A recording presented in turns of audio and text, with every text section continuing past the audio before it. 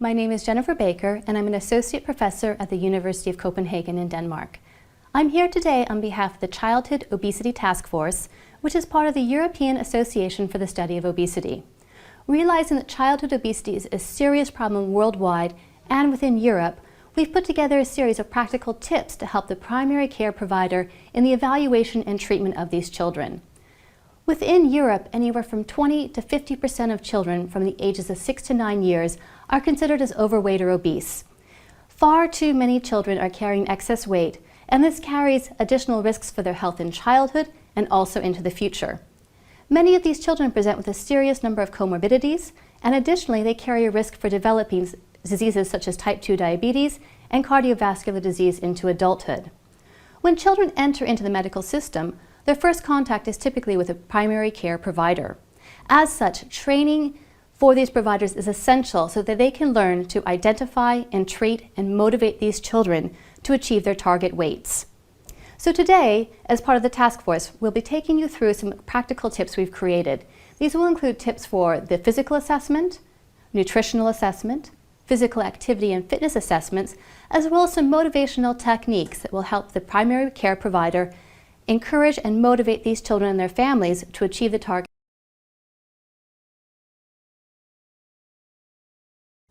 My name is Nathalie Farpo-Lambert. I'm a pediatrician specialized in childhood obesity at the University Hospital of Geneva, Switzerland. Before to start any treatment in overweight or obese children, it is important to fully evaluate the psychological and physical health of the child, as well as the health of the parents. First, we ask the history of pregnancy.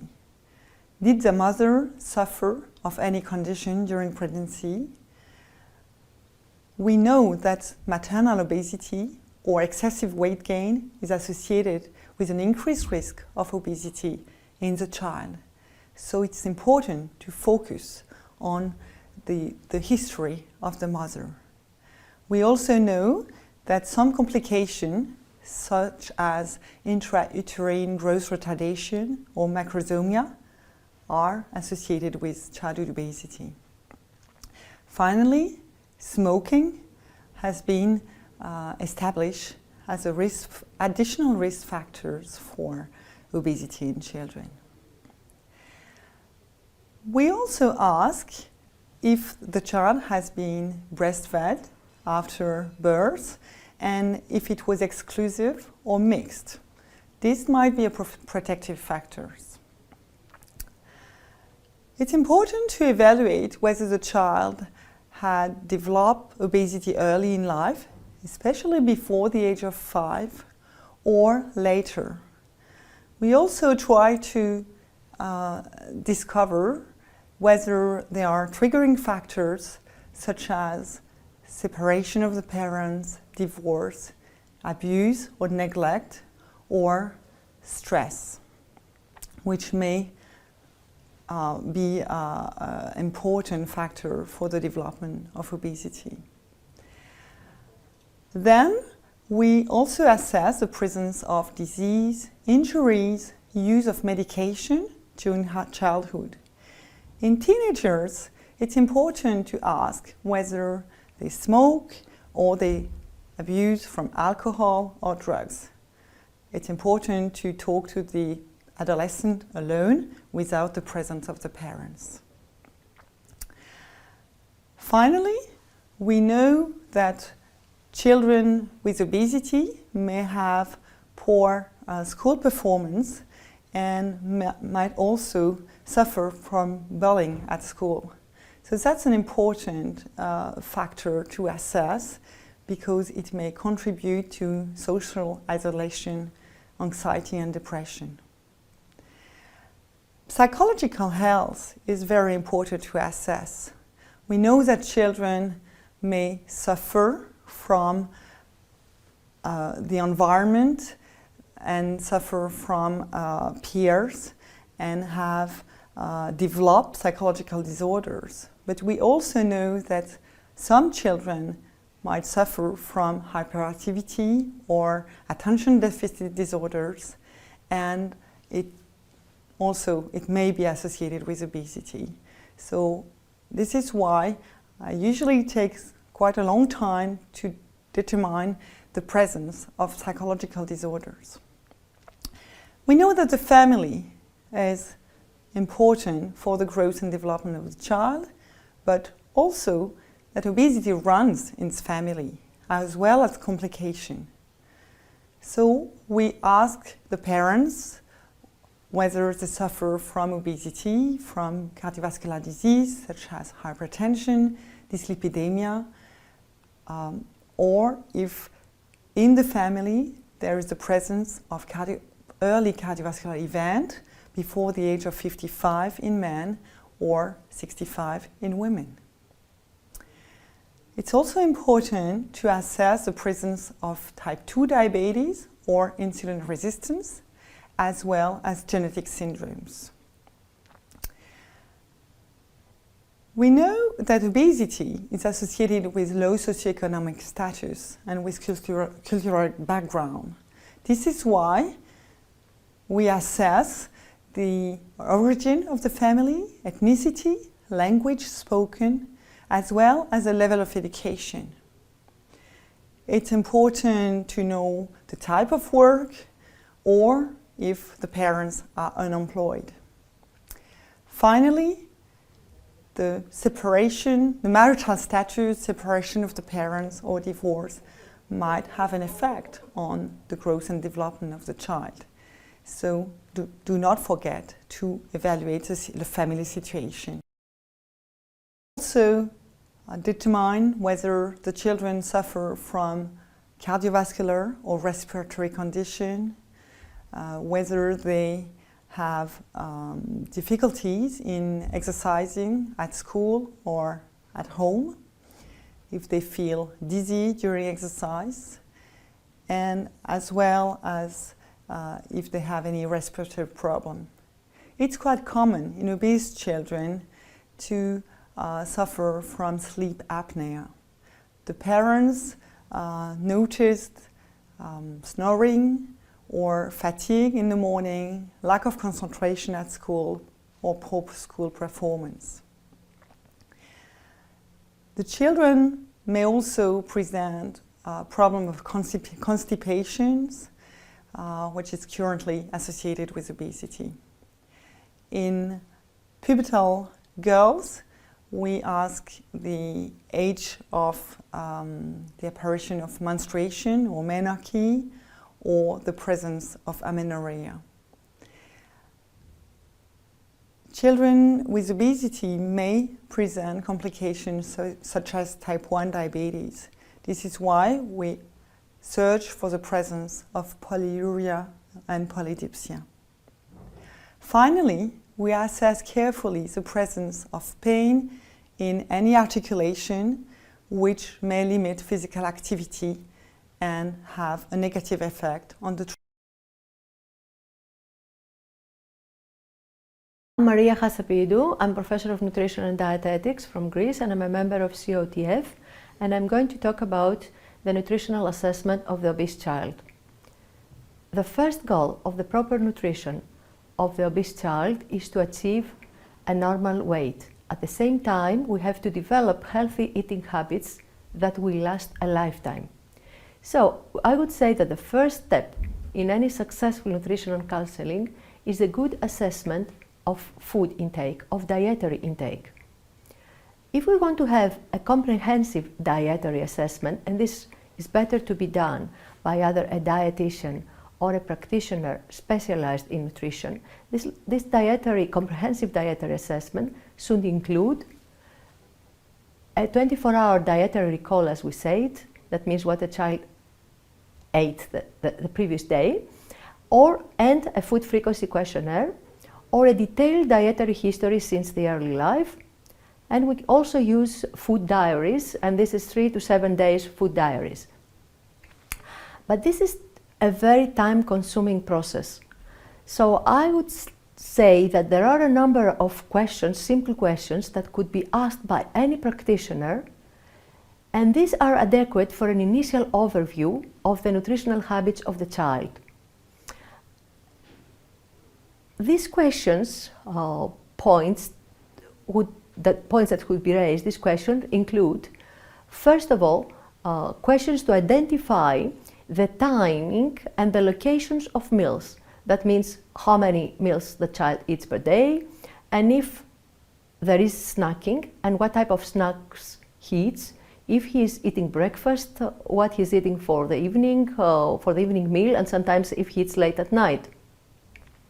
Also, it is important to identify the location of the meal. That means, is he eating the meal in the kitchen, in the dining room, or sometimes we find children eating in bedroom, and also they eat in front of television or in front of the computer. We have to ask questions in order to quantify the intake, the consumption of sweetened beverages, including soft drinks, fruit juices, and chocolate milk. We also have to assess what we say the positive components of the diet, such as the intake of fruits, of vegetables, and whole grains. We also have to assess the portion sizes. This is very important because the quality of the food is very important, but it's also the quantity.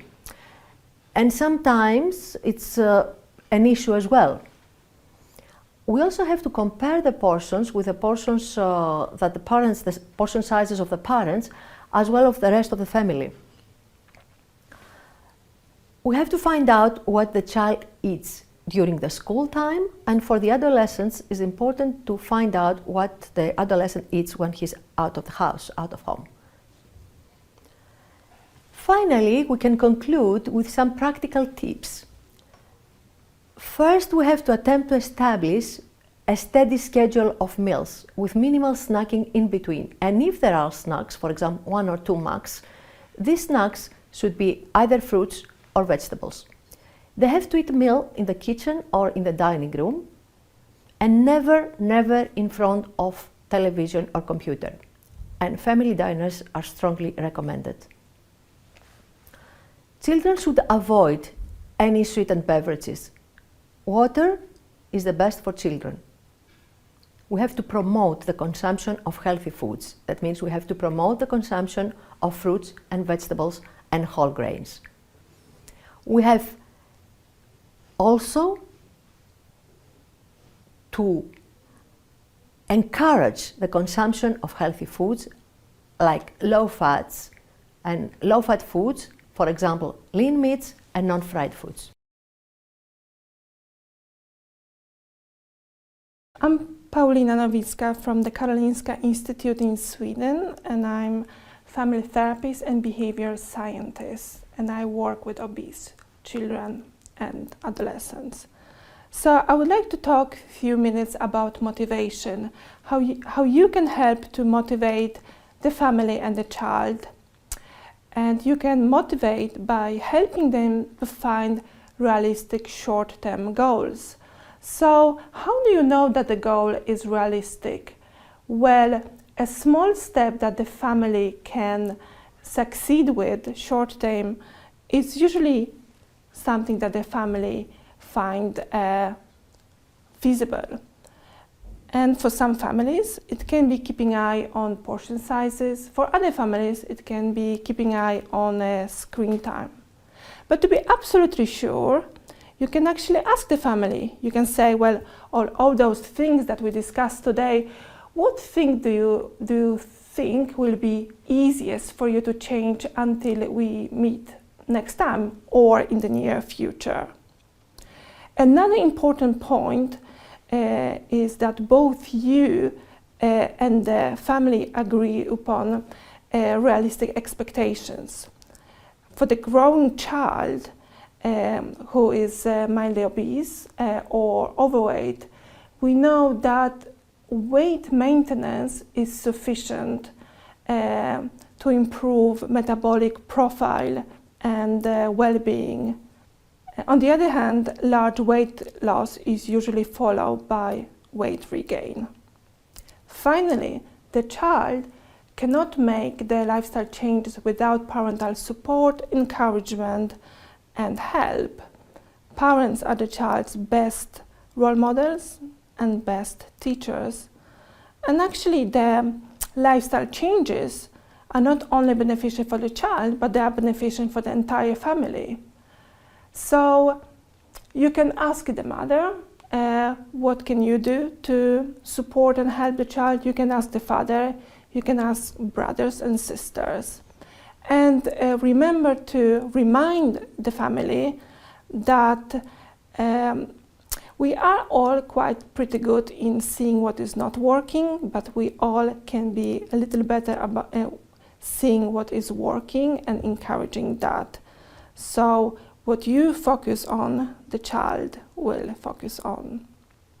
So to sum up, find realistic goals, discuss realistic expectations, and emphasize that the family needs to work as a team.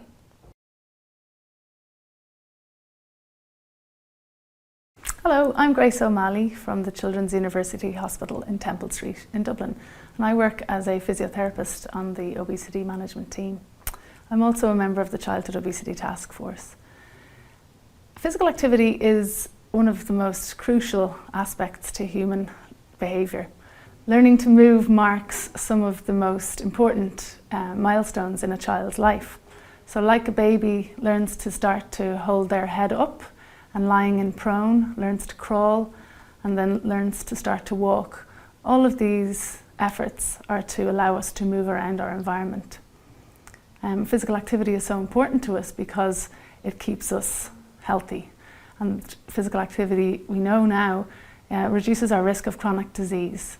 So in children who are obese, it's really important that they move enough. And it can be quite difficult for children who are obese to move. We know that activity reduces our risk of cardiovascular disease, of type 2 diabetes, and also certain cancers like breast cancer and colon cancer. Being physically active as a child is vital for psychosocial development and also physical development, for how our bones grow and how our heart develops and our lungs develop. And it's really important that children get enough physical activity. The way our environment has changed over the last 50 or 60 years means that children are mostly not as active as they used to be. So in general, the guidelines for children over 5 years of age are that children get 60 minutes of moderate to vigorous activity each day. For children under 5 years, the recommendations are 180 minutes or 3 hours a day. And obviously in a child under 5, that's not going to be all in one go, that's broken up throughout the day. It's important that the 60 minutes of activity daily is seen as a really important aspect to development. It's something separate for, it's considered separately to weight management only.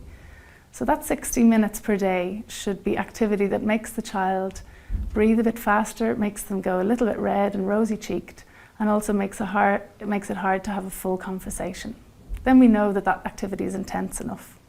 About 20 minutes of that 60 minutes should be vigorous activity. And that activity is the type of movement where the child can't speak because they're working so hard. Assessment, there are a number of questions that we need to ask our patients. We need to ask them, what activities does the child like to do in their spare time? And if this involves a lot of sitting, we need to plan ways to reduce the amount of time sitting and increase the amount of time moving. We might ask the child how they get to school in the morning or how they come home from school, whether they use the bus or whether they cycle or walk. Indeed, we might ask the child, can they ride a bicycle? Do they know how to ride a bike? Are they able to swim? Do they have a scooter? Do they have a safe place to play? We would also ask the child, are they allowed run in school? Depending on where you live in Europe, some schools have banned running during playtime. We might also ask if physical education is mandatory and what happens when it's a rainy day. Is the child still active at PE or do they get to sit out? Separate to physical activity, then we ask about screen time. So how much time a child spends using a tablet, a computer, a phone, or maybe watching DVDs or movies. And we should plan to try and reduce this time. In children under 2, we recommend that no child should be watching television. And for children between 2 and 5 years of age, a maximum of 1 hour per day. For For children over 5, the recommendations, like in adults, are for no more than 2 hours of screen time per day. And if a child needs to use screens for homework, it's really important that they get up and move, maybe after 20-25 minutes of using the screen, that they get up and walk around and stretch. But it's very important that we ask our children not only whether they are active or not, but try and explore further about why they may not be active or not. We know that children who are obese, as their BMI goes up, their exercise tolerance can come down. So in fact, moving can become very difficult. In addition to asking children whether they are active or not, we need to explore the barriers that a child might have to moving and for getting their 60 minutes of activity each day. So asking questions about whether a child gets breathless or whether they have physical pain when they move is very important. Many children who are obese will experience breathlessness on movement. They might feel very inconfident moving. They might feel embarrassed moving, or they may have pain indeed.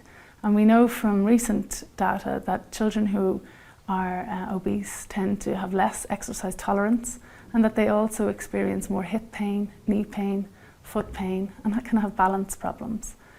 So it's very important that children who are obese, and particularly children who are severely obese, are referred for exercise testing with a pediatric physiotherapist or an exercise physiologist. And only on that assessment can we find out what the baseline fitness of the child is, and also if they have any impairments that could be affecting them and acting as barriers to activity. Setting around physical activity with a child and family, we need to try and facilitate and empower their parent to become active with them. The parent is the most important role model in a child's life, so if the parent can become more active, the child will too. And ideally you want the child to become more active and playing games with their parent. We also separately want to reduce the amount of sitting time and sedentary activity. And sometimes when trying to bridge the gap between a child being completely sedentary, working towards their 60 minutes of activity per day, things like extra games or active gaming can be helpful to try and get the child moving at home first before they feel confident enough to move out with groups or in physical education. It's important that when we're building up to 60 minutes, that a child starts off small with steps that they can manage, particularly if they are somebody who has breathlessness and pain. So starting to set goals around small amounts of activity, 10 minutes per day, and building that up, maybe doing it twice or 3 times a day the following month, and then working towards 60 minutes of activity every day that makes the child breathless. It's really important to build it up slowly.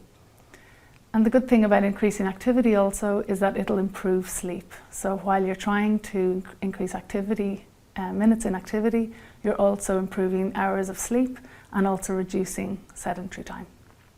So when you're assessing, we can use direct questioning, but we can also use a number of child-specific questionnaires around activity if time allows. And also we could use pedometry or accelerometry, and sometimes in adolescents or older children we may be able to use smartphone applications on their phone to measure activity. But the key thing is that any assessment of a child who's obese should include specific questions around physical activity and fitness, and where possible in clinic, the clinician should get an idea of how the child moves. Even if you're working on your own in a small room, getting the child, maybe doing a quick step test or asking them to walk up and down the room will be very important to understand how that child moves, whether they have barriers to movement, and how best we're going to facilitate them to get their hour per day.